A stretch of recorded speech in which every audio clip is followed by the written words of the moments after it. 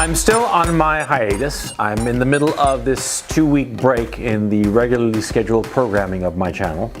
But I figured that this would be a great opportunity to step aside and allow some emerging voices to be heard in that very pretentious way that leftists have of saying things. See, when I was starting out, there were a couple of bigger channels. I'm thinking specifically of the Iconoclast and Aiden Paladin, who were very, very helpful to me, and they invited me to put up guest posts on their channel. Now, at the time, I had only a few hundred subscribers to my channel, and they had tens of thousands of subscribers. And so it was a dream offer. It really helped my channel grow. I figured that I should return the favor by stepping aside, as it were, and letting other smaller channels have a little go at you, my audience. I really like the content of the guest posters that I'm going to be having on over the next few days.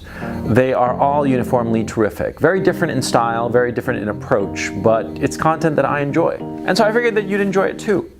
So the first one we're going to have today is a guy called Endeavour. Endeavour has a little over 1,000 subscribers, I think. And he puts out great content, Nothing fancy, real meat and potatoes kind of content, but it's got great quality and very thoughtful.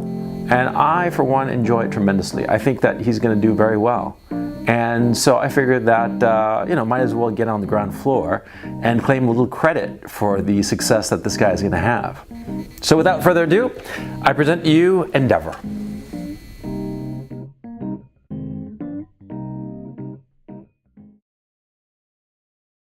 Hello, Endeavour here.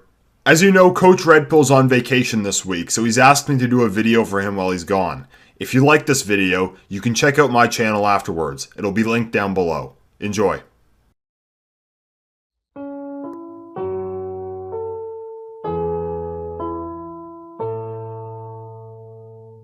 It is so important that we all understand that it's not only that men can be feminists, it's that men should be feminists as well.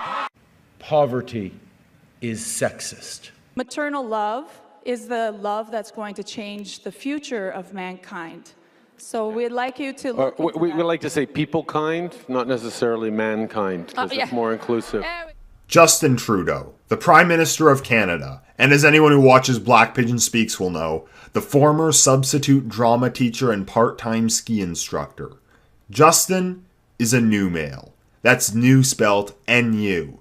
He's not a macho man. He's a feminist, an advocate for tolerance, equality, and diversity. He's challenging white privilege and toxic masculinity to build a fairer society for all marginalized people. Justin Trudeau is the perfect archetype for the beta male.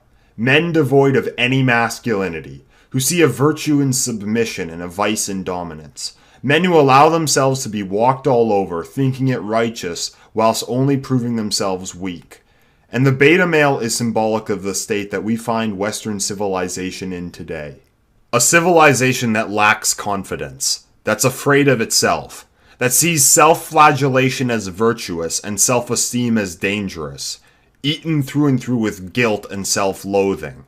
And it's in this West that beta males like Justin Trudeau have risen to the top, because today, Western man has become a beta male. He's a far cry from his ancestors, the Vikings, the Templars, the Spartans. How did Western man, once the alpha of the world, become a lowly beta male? Well, we have to consider what man's purpose is in nature. It's man's nature to be an alpha, to be a leader. It was up to him to gather resources to provide for his family and to defend his land from invaders. He would have to brave the elements to hunt for food, and in times of war, it was the man that went off to fight. And this required men to be tough. He needed to be tough to survive. This is what civilization was built for in the first place, to make survival easier. Civilization allowed for men to band together, to farm, to build permanent settlements, to create enterprise, and to form an army to defend their civilization. And there was no better man at this game of civilization than Western man. Europe became the best at enterprise and the best at war. And it was this ingenuity that allowed Europe to become the greatest civilization and to expand across the earth.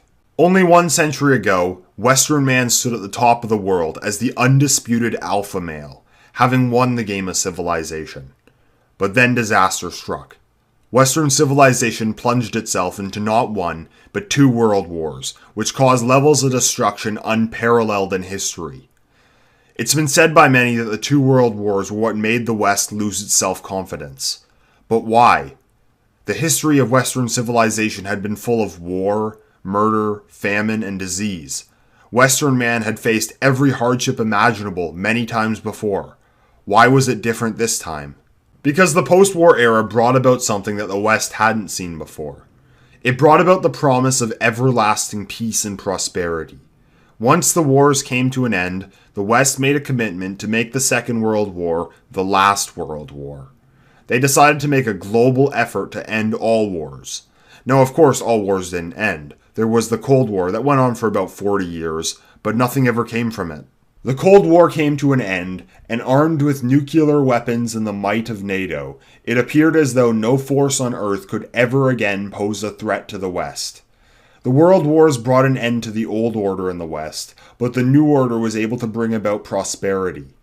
It was only a few short years until the West was economically as prosperous as ever. And in the decades that followed the war, quality of life reached heights never before thought possible. Everyone could have a house, a car, a television, a mobile phone. Obesity became a bigger problem than malnourishment. Scarcity became a thing of the past. At this point, Western man found himself in a position that he never had before.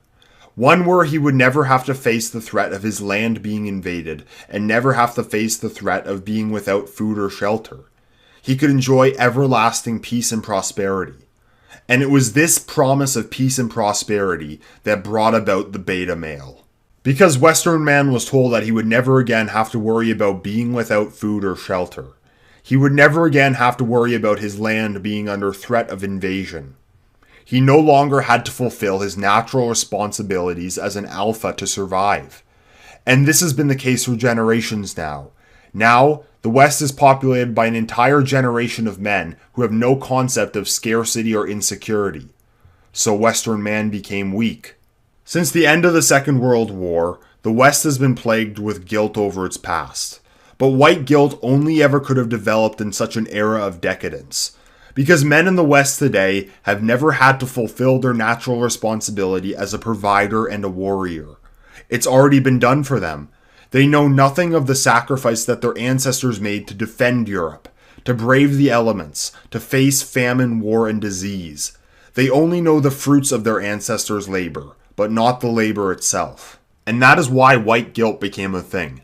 Because Western man today sees himself as unworthy of the seemingly endless peace and prosperity that he has inherited. He sees his position in the world as unjust, because he knows nothing of the struggle that it took to put him there. He has been given an abundance of wealth without any sacrifice, and he has taken that abundance for granted. Western man of the modern day, who knows nothing of the sacrifice that it took the West to get to this point, has developed an unnatural belief in egalitarianism. He wants to bring to others what he has been given.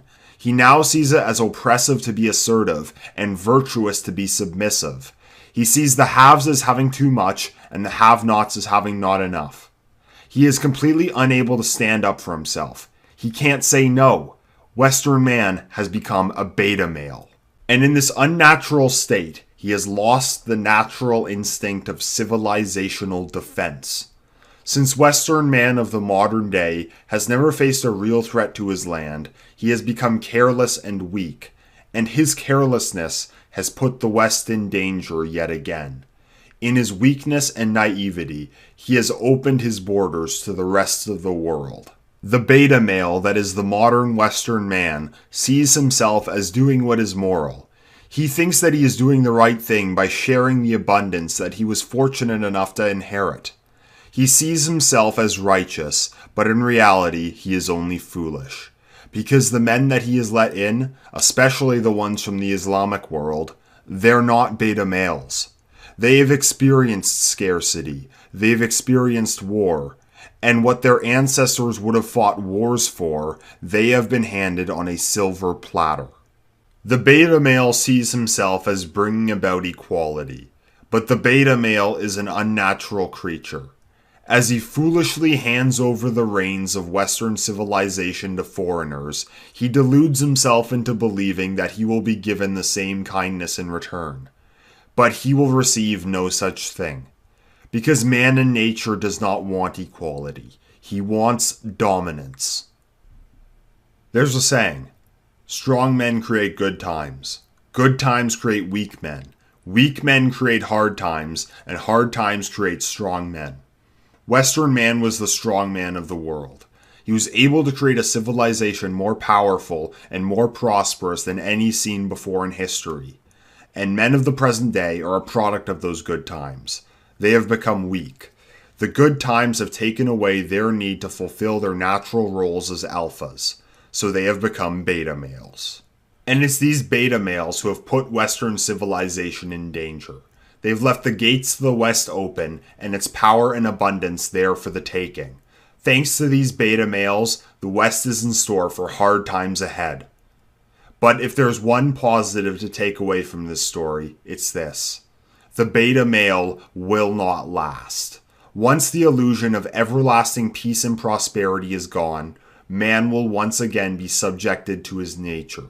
He will again be faced with the struggle of scarcity and insecurity. And through the hard times ahead, a new alpha will rise. Will Western man once again become an alpha like his ancestors before him? Will he come again and defend his land?